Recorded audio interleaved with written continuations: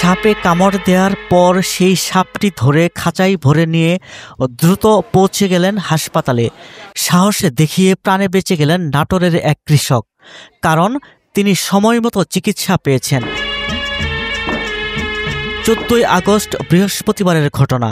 নাটোরের নলডাঙ্গা উপজেলার মহিনপুর সর্দার পাড়ার বাসিন্দা অসীম সর্দার সাপের কামড়ের শিকার হন। সেই ঘটনার বর্ণনা শুনুন তার মুখেই। সকালবেলা ঘুমের থেকে উঠে কখন চোখের থেকে পা নামাইতেই দেখি যে খেসকের কামড় আছে। মায়ের মনে করেন যে খুঁজে পাইনি, না বলেন যে কি আর কি কামড় দিলে পরে দেখি যে রক্ত বার হচ্ছে। পরে সাপ দিয়ে রক্ত বার করছি, করার পর ওই সামনে আবার চালের দাম ছিল, সেখানে আবার দেখি যে রক্ত আছে। পরে খুঁড়ে দেখি পেশায় আছে। সাপে কাটা রোগী অসীম সর্দারের চিকিৎসা চলছে নাটোর সদর হাসপাতালে। প্রথমত ইমার্জেন্সিতে যে চিকিৎসা দেয় আমরা সেটাই ফলো করি।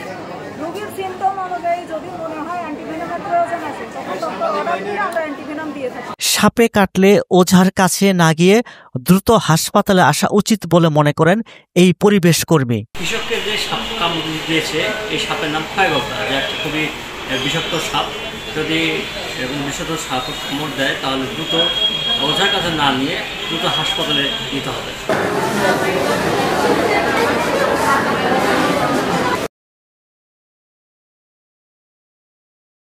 ওয়ালটন এখন দেশের সীমানা পেরিয়ে পৌঁছে গিয়েছে 50টিরও বেশি দেশে।